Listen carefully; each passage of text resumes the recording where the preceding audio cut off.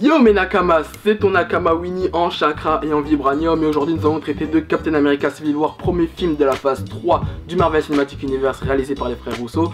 Après une phase 2 plutôt décevante pour ma part, Marvel devait se racheter auprès de ses fans, Mickey devait se racheter auprès de moi, devait me présenter des excuses. D'ailleurs j'ai chroniqué la phase 2 du Marvel Cinematic Universe il y a quelques mois, je vous mettrai un lien dans la description ou une annotation sur le côté là. Donc voilà, mais en gros ouais, j'étais vraiment très déçu de cette phase 2. J'étais fâché contre Mickey.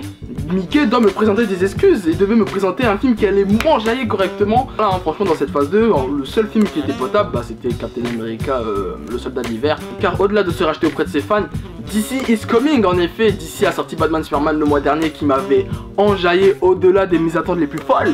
Et en août, il y aura Suicide Squad. D'ailleurs, j'ai chroniqué il y a quelques semaines Batman Superman. Je vous invite à aller voir la critique si vous ne l'avez pas vu. Alors, qu'est-ce qu'a pensé Winnie au final de Captain America Civil War? Car les teasers qui étaient sortis auparavant ne m'avaient pas trop hypé. Mais en allant au cinéma et à ma plus grande surprise, le film est lourd. Po po po po po po po. Dab. Mickey m'a enjaillé. Non vraiment, est-ce que Civil War est mieux que Captain America le soldat de l'hiver? Je dis oui. Est-ce que Captain America Civil War est mieux que Avengers l'ère d'Ultron? Je dis encore oui. Oh là là là là là là là là. Enfin un Marvel sérieux, mature et intelligent, digne de ce nom. Merci Marvel Studios, merci. Bon d'ailleurs en parlant de marketing, de promotion, tout ça, qu'on mette les trémas sur les i. Pendant que vous étiez là en train de vous battre, oui je suis Team Cap, oui moi je suis Team Iron Man. Moi c'était pas le même combat mon gars. Moi je devais choisir entre deux autres camps. Je devais choisir entre Team Black Widow et Team Scarlet Witch. Le choix était très rude tu vois. Et au final bon je n'ai tiré aucune conclusion.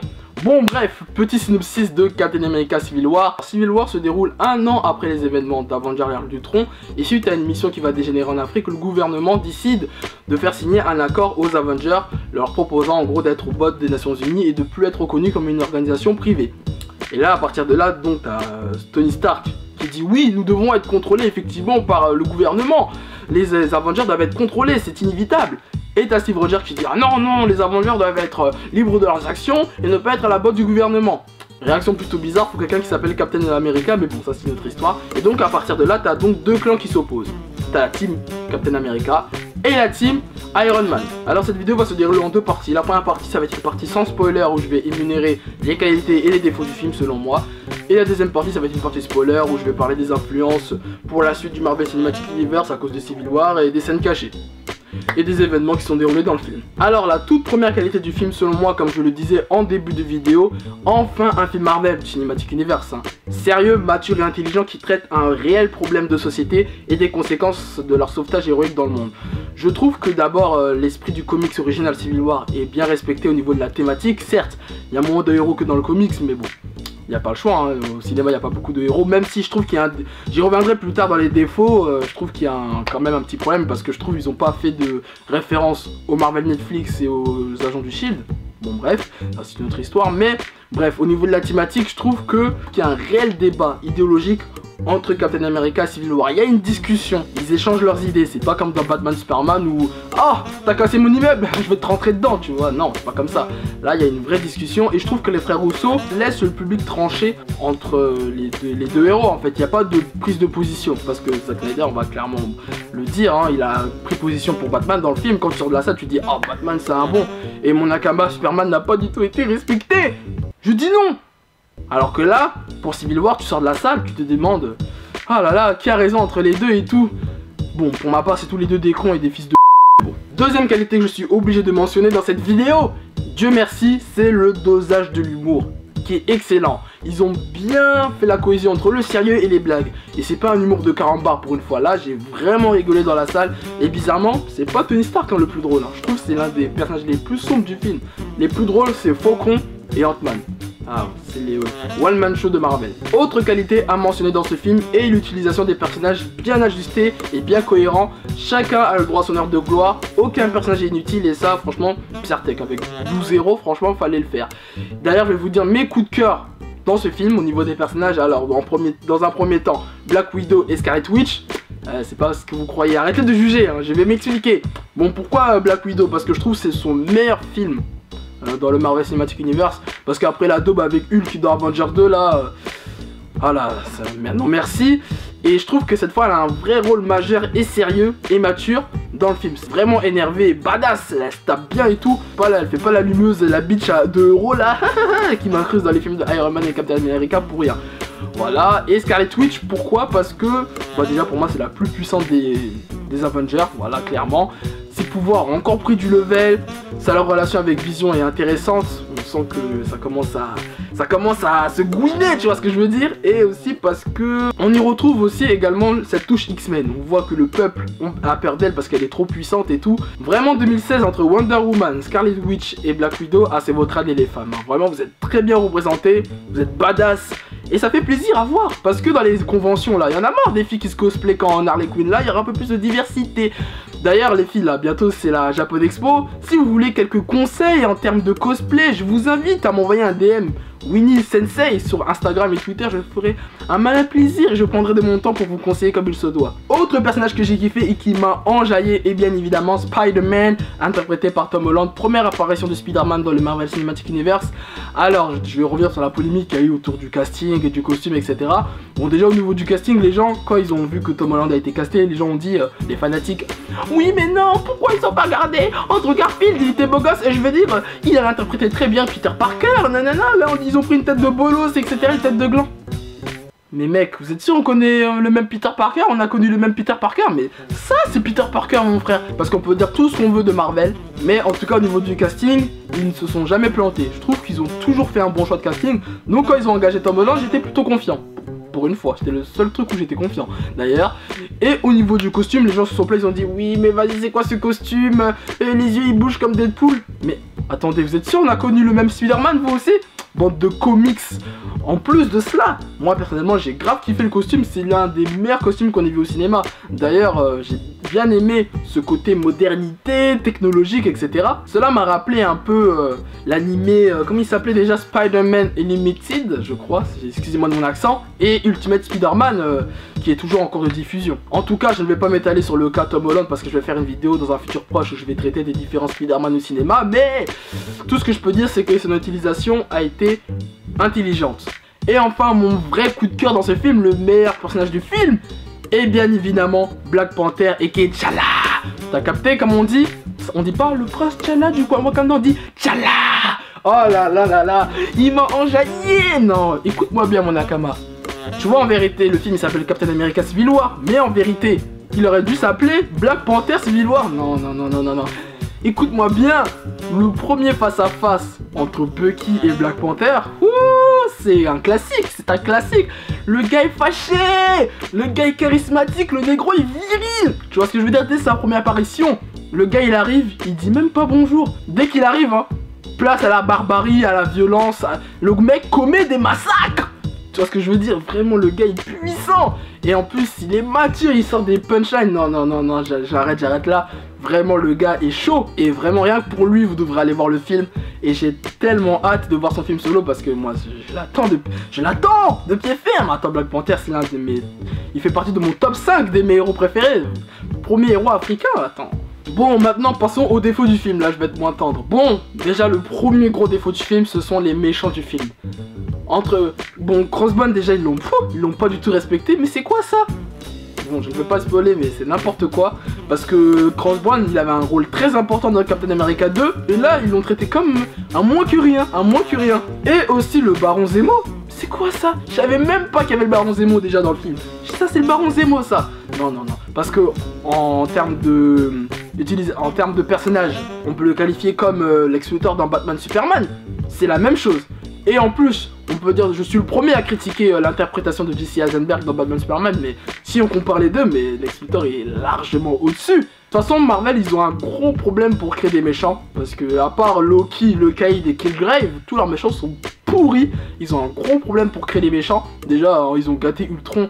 Moi, j'ai peur hein, pour Thanos, j'ai très peur. Hein. Si je vois un Thanos qui commence à faire des blagues là, non, je veux pas aimer du tout. Hein. Ils ont pas intérêt à faire ça. D'ailleurs, en parlant de Caïd et Killgrave là, aucune référence à Daredevil, Jessica Jones. Bon, encore Jessica Jones, vas-y, au calme, mais Daredevil, normalement il devrait être connu là, dans Hell Kitchen, il fait du sale. Normalement il devrait faire une référence. Aucune référence aux agents du Shield, aux Inhumains, Et Nick Fury, où est passé Nick Fury? Où es-tu, Padré? Autre défaut du film, bon, pas réellement un défaut, personnellement je trouve ça dommage que le conflit ne soit pas assez externalisé dans le film, je m'explique. Par exemple dans Batman Superman, on voit des débats télévisés, des interviews, tu ressens vraiment la peur du peuple, tu vois vraiment qu'il y a un contraste entre les personnes qui idolâtrent Superman, qui disent oui lui c'est vraiment un héros, et le peuple qui disent non c'est un extraterrestre, c'est un alien, il va nous causer du mal. Alors que là dans Civil War t'as pas ce ressenti là, t'as juste quelques personnes qui viennent voir Tony Stark, oui à cause de vous mon fils il est mort, blablabla, mais c'est pas, on n'a pas un point de vue général en fait du peuple, je trouve ça c'est dommage. Par exemple le peuple ont peur de Scarlet Witch, mais il n'y a pas ce ressenti là, je trouve, c'est pas assez fort au niveau des émotions. Voilà, je trouve que ça manque d'émotion dans le conflit et je trouve ça personnellement dommage. Normalement Tony Stark c'est un personnage public, normalement on aurait dû le voir dans des interviews, parce que vraiment l'accord c'est mondial, il est médiatisé, donc je trouve ça dommage. Autre défaut du film, bon là ça va plus être un coup de gueule. Les fanatiques là sur internet, les comics et les médias, ils disaient de Batman Superman, oh mon dieu, Batman tue des gens, Superman tue des gens, oh mon dieu, etc. Mais alors dans Civil War mon pote, si tu t'es plaint de Batman Superman, mais dans Civil War mon pote c'est la fête, c'est un projet X, rien que la team Captain America, dans la première scène d'introduction contre Cross Brown, c'est la fête, hein, c'est un projet X je te dis. Et même à un moment, il y a une poursuite entre Black Panther, Captain America et les soldats de l'hiver, je ne spoil pas, hein. Je crois que c'est même dans les bandes annonces de toute façon, mais c'est en mode GTA. Ils empruntent, hein. Ils empruntent des voitures, des motos, dans le plus grand des calmes. Mais en plus, les gens, c'est ils rigolaient. Bande de pompeurs, va sortir du genjutsu de Mickey un peu. Donc voilà, moi, au calme, il n'y a pas de problème. Mais c'est juste une petite remarque, parce que je sais que les gens, ils vont dire, oh, c'était trop marrant, alors que c'est très grave, là. GTA, ils volent des voitures et des motos. En plus, ils les cassent. Non. Enfin bon, bref. Autre défaut, je trouve l'implication de Spider-Man pas poussée à son paroxysme dans le conflit. Je m'explique. Pour ceux qui connaissent le comics original, vous savez très bien que Spider-Man a une place majeure dans le comics et qui fait un peu la girouette entre les deux camps, et que c'est lui qui va faire un effet de conscience à Steve Rogers et Tony Stark. Alors que là, dans le film, il est là clairement pour le fanservice. En plus, il est là à ma... Oui, Tony Stark, je suis trop fan de vous, nanana. Bon, à un moment dans le film aussi, il va dire, ah, Steve Rogers, je suis trop fan de vous. Mais parce que je sais qu'il est là, fanatique, tu vas me dire, oui, mais Willy, Peter Parker, il est que Spider-Man depuis 6 mois dans le Marvel Cinematic Universe. Il est trop jeune, il n'a pas assez d'expérience pour prendre position, etc. Mais mec...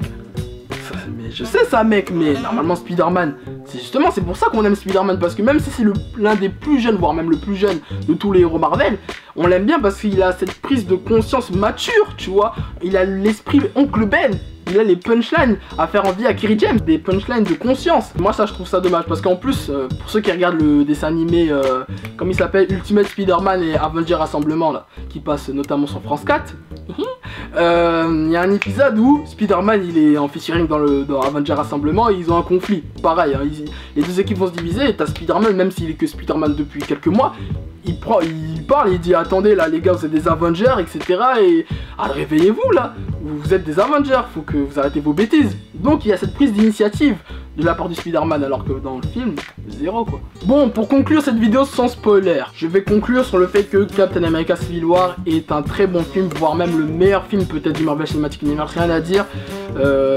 D'ailleurs la saga Captain America se termine très bien, ça fait que monter en puissance, parce que le premier il était nul à chier, je me souviens, je me suis même endormi devant le film. Le deuxième c'était la grosse claque, j'étais pas prêt. Et le troisième, bah c'est une très belle conclusion, l'un des meilleurs films du Marvel Cinematic Universe. Donc voilà, j'ai très hâte de voir la prochaine réalisation des frères Russo qui sera Avenger Infinity War. Attention Thanos, je veux pas de blagues de Thanos, je ne veux pas des blagues de Carambar. Et voilà, donc je vous invite à aller le voir. Et surtout s'il vous plaît, il y a 2 scènes post-génériques à la fin. Nous restez bien jusqu'à la fin, parce que en 2016 il y a encore des bobos cinéphiles qui sortent après un film Marvel. C'est ça, cinéphile, comics, ouais. Et une dernière chose je pense, parce qu'à la base, pour se remettre dans le contexte, Batman, Superman et Civil War devaient sortir le même jour. Et je me demande qui aurait gagné finalement au box-office s'ils seraient sortis le même jour. Parce que là, Batman Superman, on parle, mais c'est le meilleur film qui a fait le meilleur démarrage de tous les temps. On va voir, on attend les premiers chiffres de Civil War, mais parce que les critiques de Batman Superman, là, ça a bien plombé, hein, donc c'est difficile à juger. Bon, on verra. Bon, maintenant, place à la partie spoiler. Donc, si t'as pas vu le film, dégage, fuis loin. Voilà, si t'as vu le film, tu peux rester par contre. Donc, dans cette partie spoiler, je vais revenir sur la fin du film. Et je vais parler également des références par rapport aux comics originales que j'ai trouvé. Plutôt intéressant, c'est des petits clins d'œil comme ça. Alors le premier clin d'œil c'est par rapport à la scène où la Team Cap sont en prison. Et également il y a la scène, la fameuse scène où il y a Tony Stark et Captain America s'affrontent en Russie là.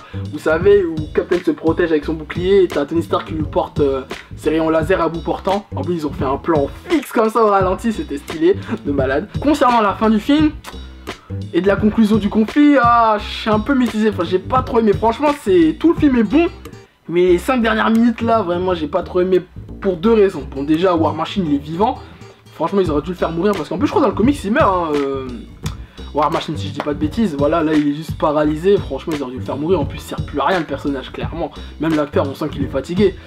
Voilà donc je trouve ça dommage. Et également Captain America est vivant, parce que dans le comics il meurt. Bon déjà moi il y a 2 trucs que j'ai pas aimé à la fin, c'est que bon déjà il est vivant. Normalement moi si j'étais un frère Rousseau, moi ce que j'aurais fait c'est que j'aurais fait comme dans Captain America 2. Vous savez quand Nick Fury il se laisse passer pour mort, il est vivant mais aux yeux du gouvernement il est mort etc. Et j'aurais fait pareil pour Captain America.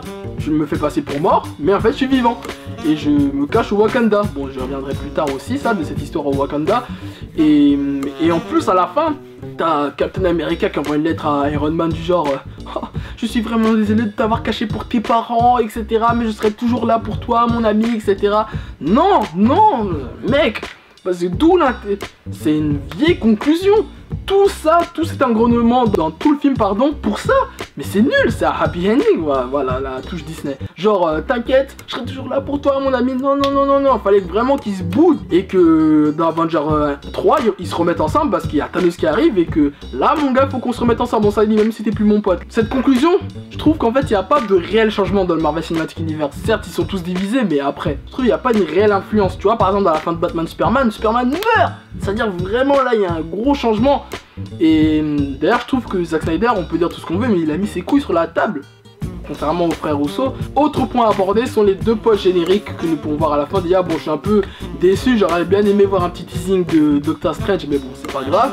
Donc le premier teasing, enfin le premier post générique, nous voyons Captain America et Bucky au Wakanda, dans un laboratoire où Captain congèle Bucky. Et aussi nous voyons donc Black Panther et qui est T'Challa, le prince T'Challa avec lui. Et donc Captain est au Wakanda, donc peut-être dans le film solo de Black Panther nous aurons Captain. Comme en plus il y a Robert Downey Jr. qui a été annoncé dans Spider-Man Homecoming, peut-être que Captain America, parce que moi je pense qu'ils feront plus de Captain America 4, ça va pas être intéressant, va apparaître, va faire la girouette comme Iron Man dans les autres films Marvel. Et le deuxième post générique, nous voyons donc Spider-Man chez lui, en train de diffuser le logo de la tête de l'araignée, enfin son logo à lui. Donc ça c'est cool, donc je pense que le film Homecoming se déroulera donc après Captain America Civil War. Et j'ai très hâte de voir son solo. Bon voilà, je crois que j'ai tout dit. Voilà mes Nakamas, c'est la fin de cette vidéo. Dis-moi ce que t'as pensé de Captain America Civil War dans les commentaires. Et partage-moi cette vidéo à tes autres Nakamas. Allez sur ce, au plaisir.